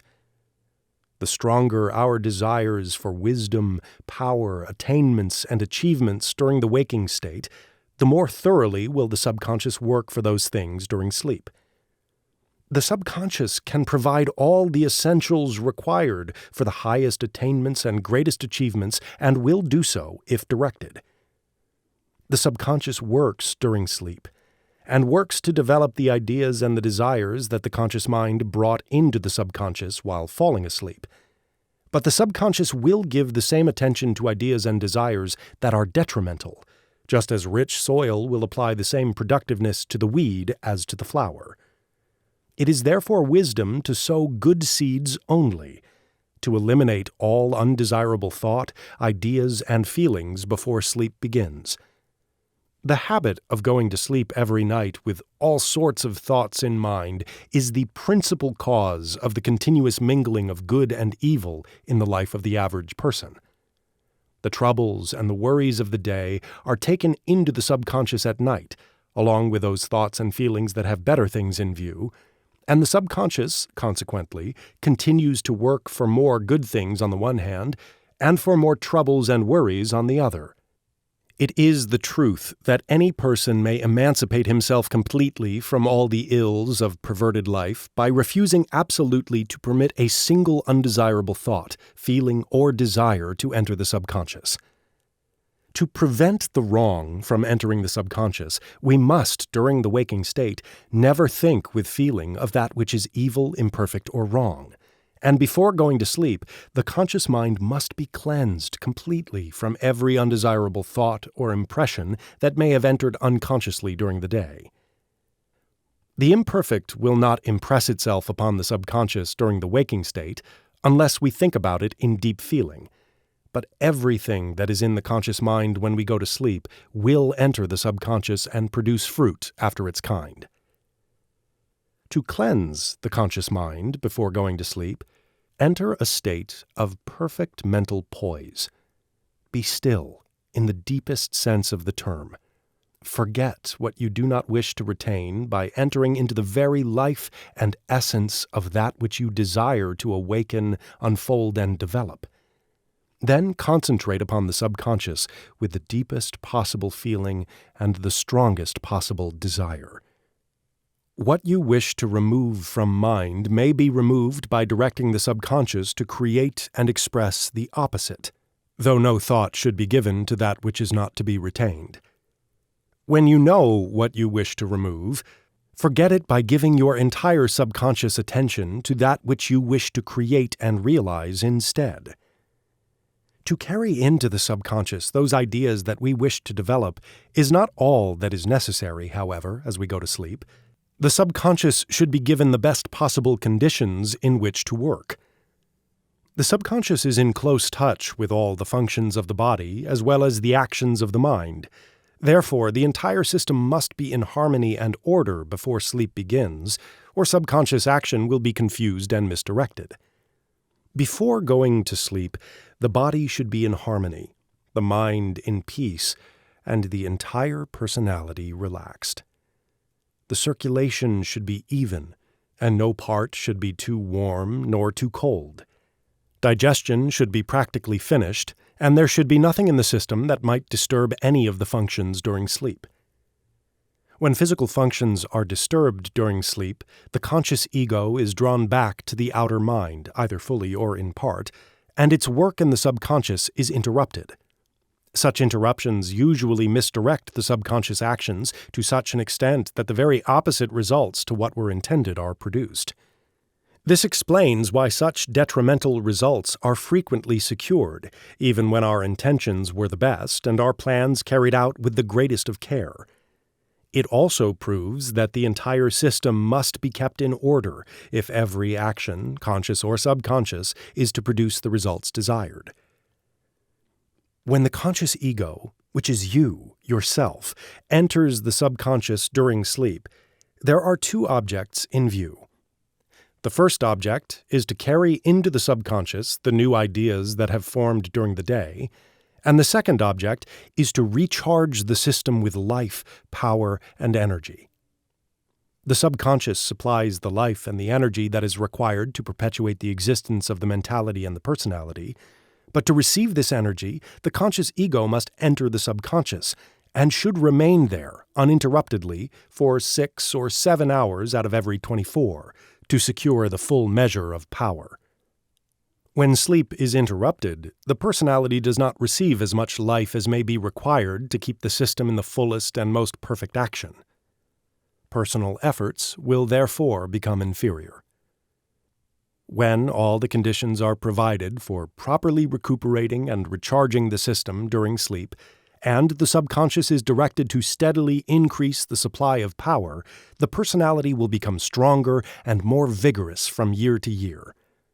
Instead of going down to weakness and age, the personality will go on to greater strength, greater capacity, greater ability, and greater power the longer you live. To go to sleep properly is to wake up feeling refreshed. But to go to sleep with all sorts of impressions in the mind and all sorts of conditions in the body is to wake up feeling stupid and depressed. To enter the subconscious with adverse impressions is to return to consciousness with similar conditions. Like causes always produce like effects. To aid the mind in purifying itself before going to sleep, attention should be concentrated upon the purest purity and the highest worth that can possibly be imagined, and to place the entire system in a state of peace. Concentrate the thought of peace upon the brain center while gently drawing all the finer forces of mind toward that center. To think with feeling of the finer forces of mind during this process will produce immediate results. The practice of sleeping over difficult problems before definite decisions are made is a practice of great value, especially when the subconscious is properly directed in the matter, because the subconscious can turn things over more completely during sleep than during the waking state. To secure the best results, hold clearly and serenely in mind the elements involved in the problem just as you are going to sleep, and desire deeply but without anxiety to receive the correct answer upon awakening. The higher and the clearer the conception that is formed of the problem during the waking state, the more readily can the subconscious work it out during sleep. The same is true in the various ideas that are formed during the day and that are taken into the great within either at sleep or during waking states of deep feeling. It is therefore extremely important to form the highest possible conception of everything that we think of during the day, and whatever attracts our attention should be considered from the very highest point of view. Live in the upper story of mind, and give soul to all your thought. You will thereby form ideas with real quality and worth, and as those ideas are taken into the subconscious during sleep, they will cause greater quality and worth to be developed in you. No person can afford to take a commonplace view of anything, nor to indulge in cheap thinking at any time. To do so is to place inferior seeds in the garden of the mind. There are days when the average person feels as if he amounted to practically nothing. His personality lacks energy, and his mind is dull, stupid, and confused. Cheap, superficial thinking a day or two before is the cause. Give inferior ideas to the subconscious, and the subconscious will, in the near future, not only cause you to feel incompetent and inferior, but your mind will temporarily be placed in a state where it actually becomes incompetent and inferior. To produce worthy ideas, it is not necessary to always continue in profound or serious states of mind. The thought of worth is the thought that mind creates while attention dwells in the life of quality and soul, and while consciousness is thoroughly permeated with the desire to realize quality and soul in everything. Such thinking can be taken into all thought and all life, even into every pleasure. To try to enjoy pleasures while mind skims over the surface of life and thought is to fail to receive the joy that is joy, or the satisfaction that does satisfy. But when pleasures are entered into with the feeling of quality and finer life, even the simplest of joys become founts of supreme joy. Everything that we thoroughly enjoy, we impress upon the subconscious. Therefore, to enter into pleasure while mind is in the attitude of cheapness or inferiority is a mistake to be avoided under every circumstance. However, our pleasures may be used as channels through which the subconscious may be impressed and directed along lines of superior attainment, and pleasures that are employed in this manner will invariably give the greatest, the most satisfying, and the most wholesome joy of all joys. The entire human personality is being constantly renewed. There is nothing about mind or body that can possibly become old, except the appearance, and the appearance of age is caused by a wrong subconscious process. The process of perpetual renewal is carried on by the subconscious, but it is what the conscious mind gives to the subconscious that determines both the quality and the appearance of the personality. To constantly give the subconscious better ideas, better desires, better thoughts, and better mental states is to cause the improvement of character, mentality, and personality to become perpetual.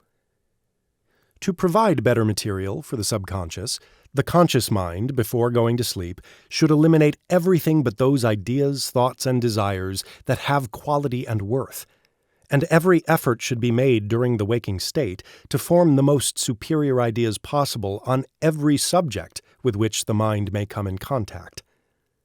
Never go to sleep discouraged, nor with the thought of failure in mind. To fear failure while going to sleep is to impress the subconscious with the idea of failure, and the subconscious will respond by producing conditions in the system that are failures. The system will, consequently, fail to be its best, and will lose ground more and more until real failure takes place. To go to sleep discouraged, disappointed, worried, or depressed is to impress the subconscious with weakening tendencies. These will cause the subconscious to express conditions of weakness in every faculty and in every part of mind or body. The tendency downward in any career originates invariably in depressed subconscious states, the majority of which are taken into the subconscious as the mind goes to sleep. Every tendency upward and onward toward higher attainments and greater achievements originates in constructive subconscious states, and it is possible for anyone to produce such states at will. By going to sleep with strong, clear ideas of health, harmony, power, advancement, and success clearly held in mind, the causes of those things will be formed in the subconscious, and the effects will invariably appear in external life. Your health will at once begin to improve. More power will appear in mind and body. Capacity will increase, all your talents and faculties will be filled with the spirit of success and will consequently do far better work than ever before. To continue for weeks and months the practice of giving superior ideas of all kinds to the subconscious upon going to sleep will cause the character, the mentality, and the personality to improve to such an extent that, in comparison with your former self, you will actually become a superior being. When the subconscious is given something special to do every night, sleep will become more restful. The subconscious always works during sleep, but will work more orderly when given something definite to do. After the subconscious has been properly directed, no anxiety should be felt as to results. Perfect faith in the law, with that quiet assurance that knows, will give the law the proper conditions through which the desired results can be produced. When we go to sleep in states of discord, the mental material becomes confused and incoherent mental formations are produced. These are sometimes remembered as disagreeable dreams. All such formations are produced by confusion among the subconscious creative energies and indicate that the true state of sleep was not entered completely, also that the subconscious was not properly impressed the night before. Orderly and coherent dreams may indicate what tendencies are at work in the subconscious and whether desirable or undesirable conditions are being formed, because a dream is always a partial memory of what is taking place in the subconscious. By noting this fact, undesirable conditions may be counteracted and removed before they advance sufficiently to produce tangible results. An undesirable dream should always be counteracted at once by impressing the opposite, desirable conditions and qualities upon the subconscious. Tendencies, however, that are indicated in good dreams should be given added power.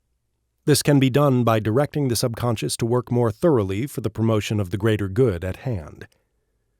Every good dream is a prophecy. That is, it indicates what the subconscious can do, what it is ready to do, or what it is about to do along certain lines. And this prophecy can be made to come true by directing the subconscious to proceed along those lines with greater power and determination than ever before. These directions should be given to the subconscious as frequently as possible during the waking state, as well as before going to sleep. Every desirable indication among the greater interior life forces, whether it be discovered through dreams or intuition, should be taken advantage of at once, and all the forces of mind should be concentrated upon the goal that the vision has placed within reach. A successful termination will invariably be the result. The dream will come true. The prophecy will be fulfilled. The ideal will be realized. The subconscious mind is not a second mind.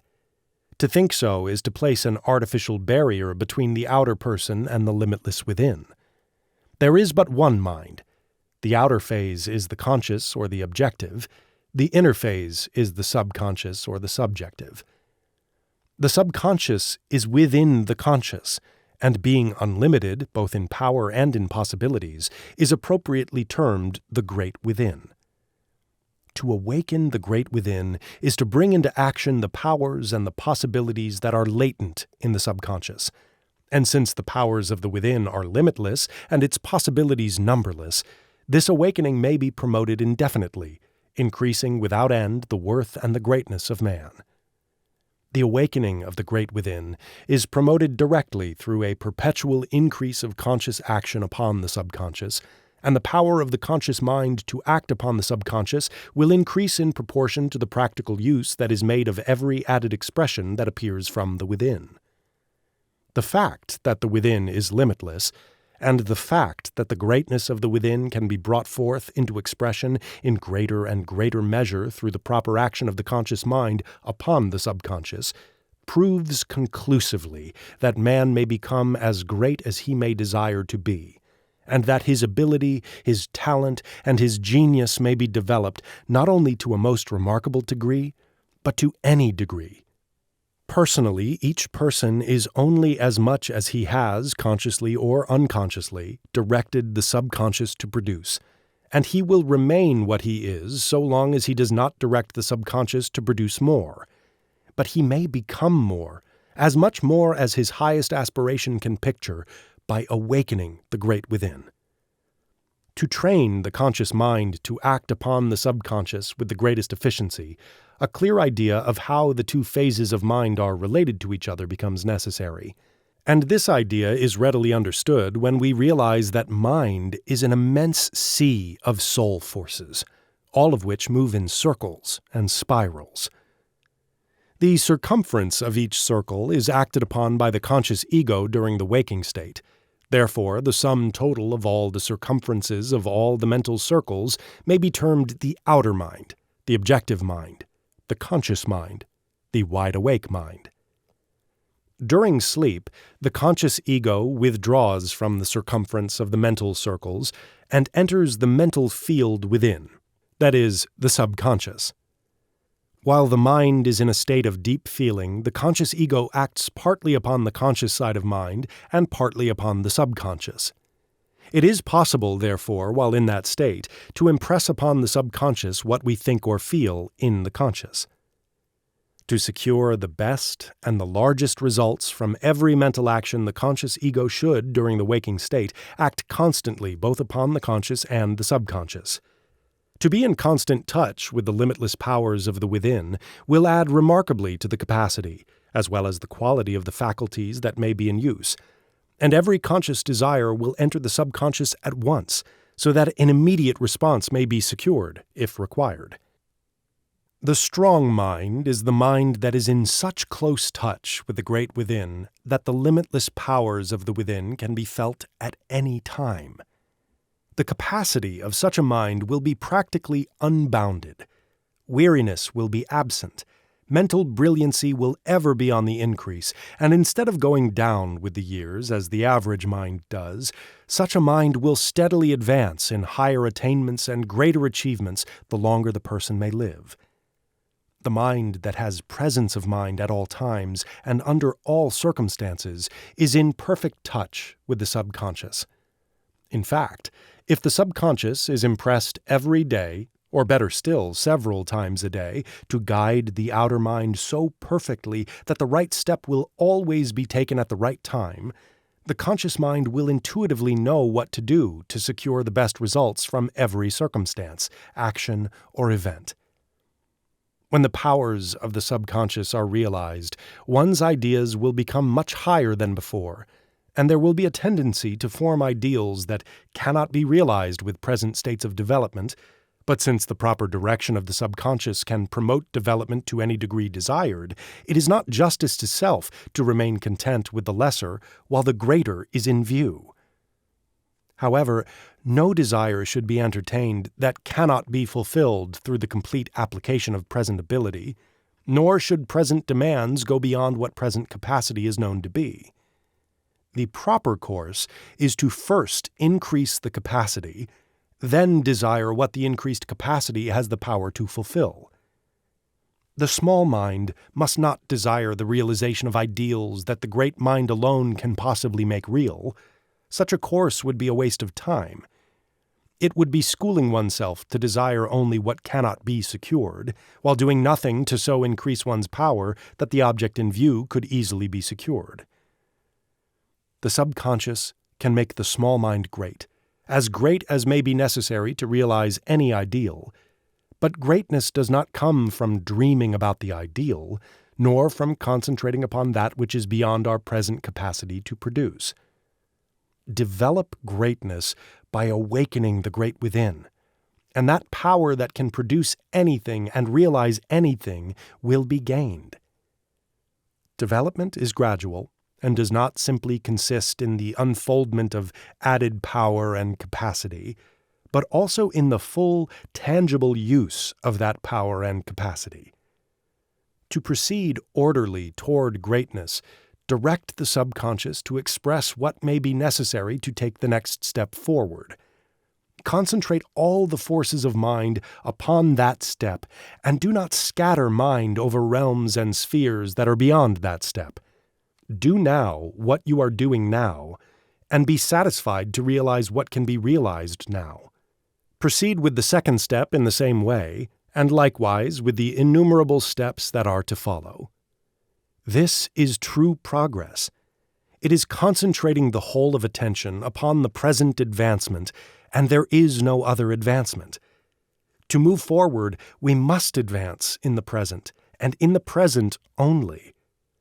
To move forward now is the purpose, and he who continues to move forward now will reach any goal he may have in view. The subconscious should, therefore, be directed to turn all its superior powers upon the present forward movement, and should be daily impressed to desire not the ideals of the distant future, but the ideals that can be realized today. This forward movement, however, should not be confined to any one phase of existence. All things in the physical, the metaphysical, and the spiritual nature of man should be developed simultaneously and perpetually. It is the greatness of everything in man that gives man the greatness that is greatness, and the perpetual awakening of the great within will produce this greatness, because to the powers and the possibilities of the great within there is no limit, neither is there any end. I hope that you've enjoyed this presentation, and please remember to subscribe to receive notifications of upcoming recordings. Views and opinions expressed in this book belong to the author and may not always reflect those of Master Key Society or its affiliates. This recording is a production of the Master Key Society.